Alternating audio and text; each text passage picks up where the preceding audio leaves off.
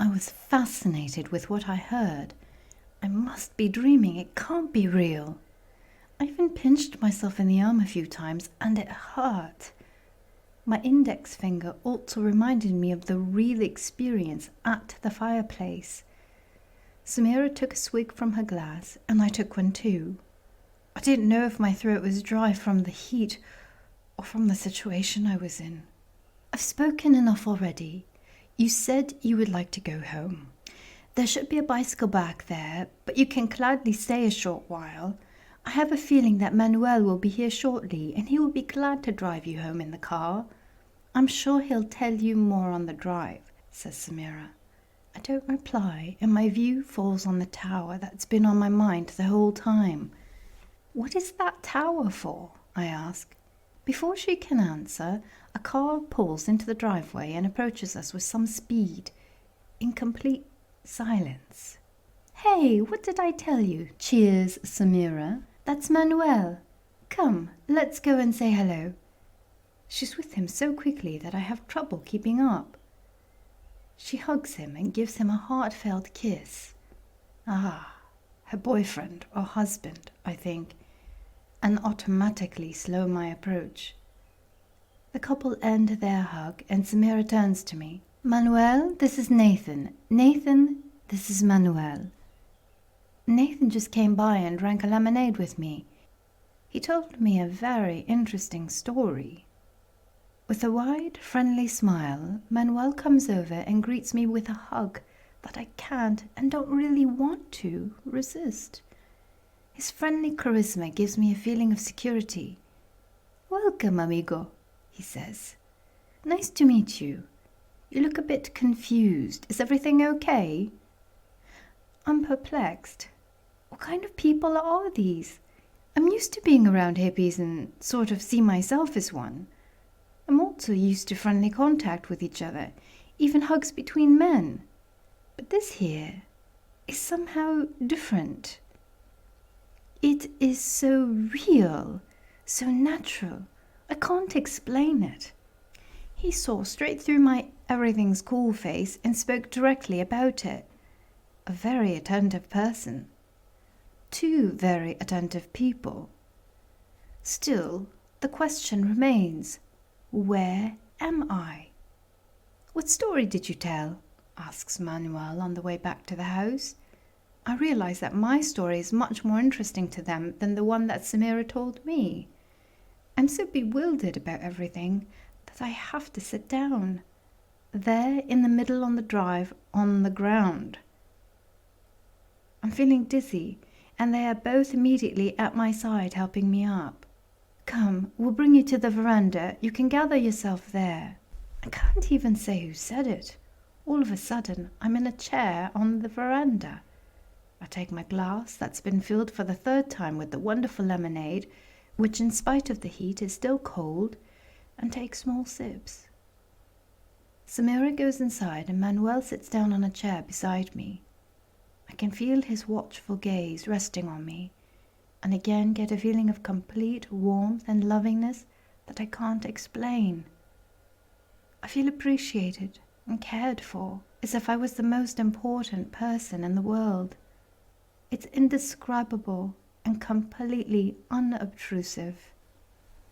Doing better, amigo? He asks with a smile. Doing better, amigo? He asks with a smile. I look at him, and his gaze hits me. I have really good friends, and we go through thick and thin together. But his gaze is full of love, care, and benevolence. I'm not used to something like this, but I don't feel uncomfortable at all. It's got nothing to do with being hit on or gay. It's more like that between a father and a son. Samira returns with a plate of cookies and joins us at the table. I take one gladly and it tastes great.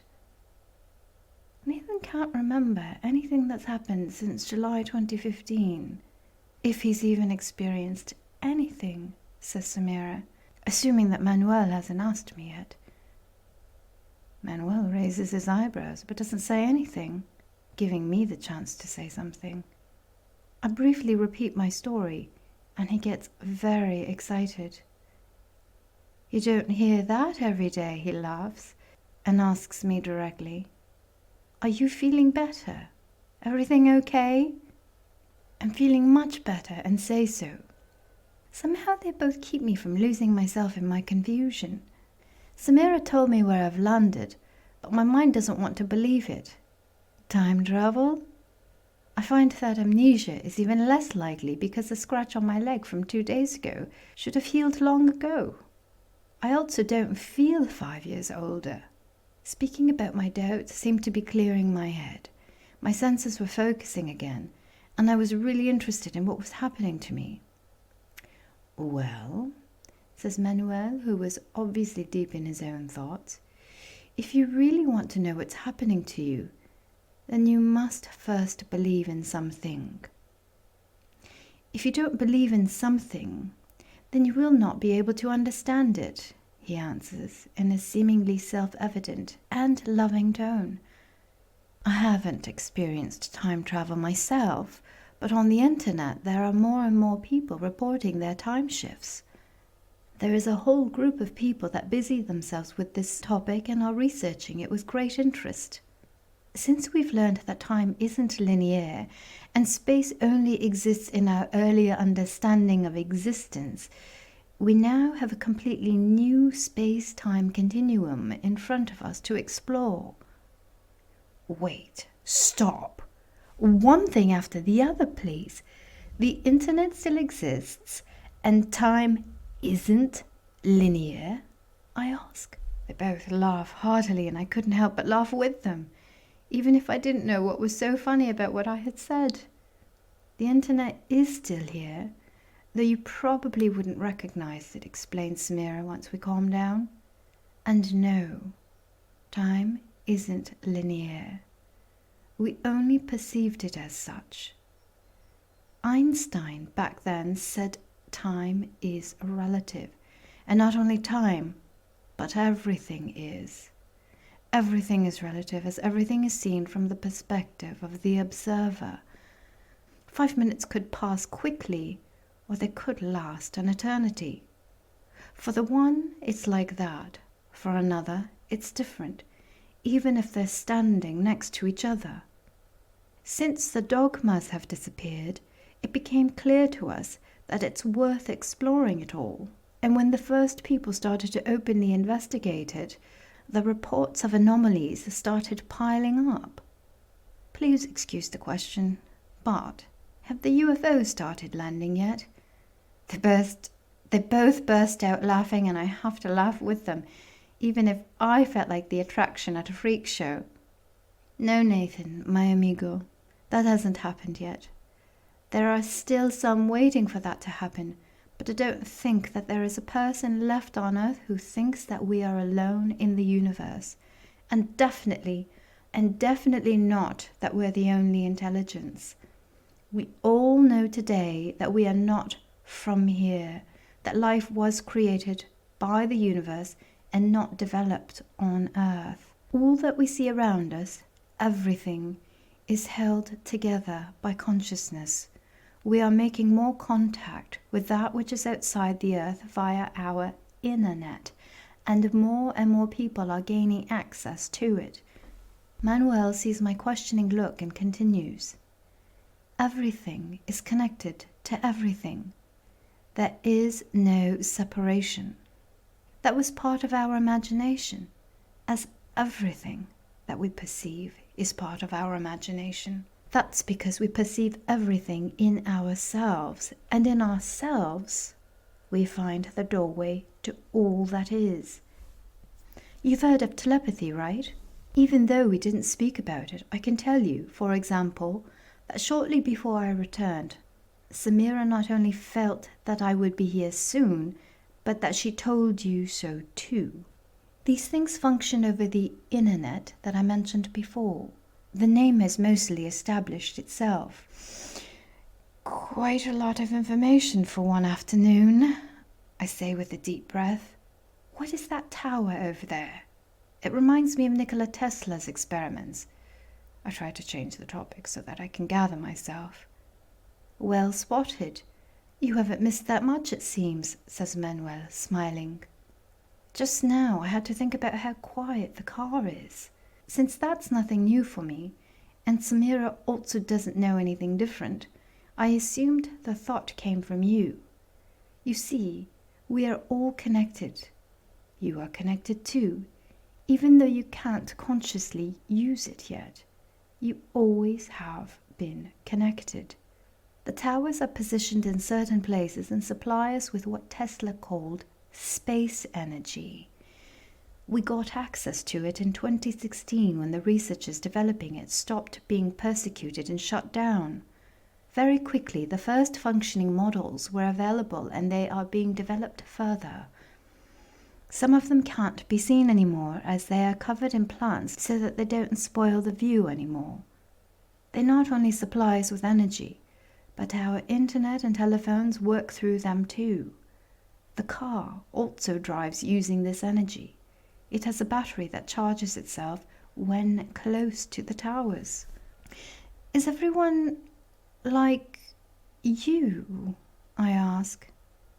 I hope not, answers Samira this time, but I know what you mean. You'll soon see for yourself that the people have changed. We're all much friendlier to each other now. The earth has become a very familiar place. You'll notice the animals have changed too. The energy transformation has affected them as well. They are much more trusting now. Maybe as we don't eat them thoughtlessly anymore, even if we still do. You won't find fences anymore, as everything is used by everyone. That's another thing that changed without anyone having to dictate anything. Ownership thinking disappeared. No one worries about having their things taken as everyone has everything they need, because everything is there, now just freely available. And the elite just allowed this to happen? I ask, and smiling faces look back at me. The elite, says Manuel. Who has the power, in your opinion? Well, you know, the governments, the companies, the banks, those at the top of the pyramid. As I said, in 2015, when we all withdrew our blind obedience from the pyramid, it collapsed, says Samira. The so-called power couldn't do a thing to stop it because they had no power, at least not any more than anyone else. We realized that we, every one of us, including the elites, had the power, and everything that happened because of this power. Someone can only have power over another if they allow it. This obedience was the cause of all the ugly things that happened, the wars and famines. So we took our power back, piece for piece, by starting to do that which we thought was right, by starting to do that which we thought was right and a help to each other. So the long-hidden illusion was revealed and couldn't function anymore. That was probably the most important factor that caused the changes. We got our freedom to act back, and with it, our power too. Bit by bit, we learned how our daily actions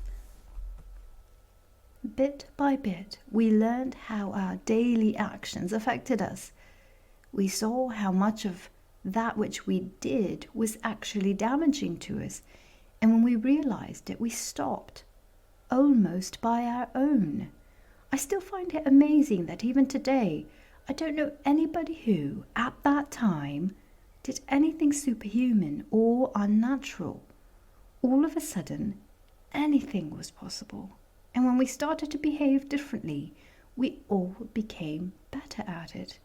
Life was fun again. And for many, that was something new. So we wanted more of it. So you're telling me that there is no crime, no hunger, hate or war anymore? I ask skeptically. Hardly any, says Manuel. But there are no more police, jails, lawyers or judges anymore. Everyone makes mistakes. But instead of punishment, we find it interesting. and are thankful for the information which helps us identify such problems in their infancy so we can help those who are making a mistake so that it doesn't happen anymore. We don't need violence for that anymore. We have understanding. Previously, the information was locked away in prisons. Now it's a big enrichment for all. So you have sympathy for criminals? I want to know. No, we just understand how one thing leads to another, and we all watch out for each other. When we see that something is leading to problems, we all jump in and help to avoid it. That's much better than blaming God for letting something happen, only to realize that we were the ones that were inattentive by allowing it to happen. What about God? I ask. I'll gladly talk about it on the way. I can feel you are restless and are wondering what happened to your home. Understandable if I put myself in your situation. Let's get going. I'll show you some things on the way there. I look over at Samira, who says, "Go on, guys." "Don't worry, Nathan. We'll see each other again. I can feel it. You are always wholeheartedly welcome here." We stand up and say goodbye. She hugs me long and affectionately, and then gives me the same intimate kiss that Manuel got as a greeting. I am too shocked to react and notice how my knees go weak. She then turns to Manuel and gives him the same treatment. I don't know what to think, but I'm exploding with joy on the inside. "You'll get used to it," says Manuel with a smile as he leaves our embrace. Now there is a lot of love. We've had 5 years to build it up. I can imagine that it's a shock for a time traveler from 2015. He takes my arm and we go to the car. Still dazed, I wave at Samira, my towel still on her shoulder. Then she disappears out of view.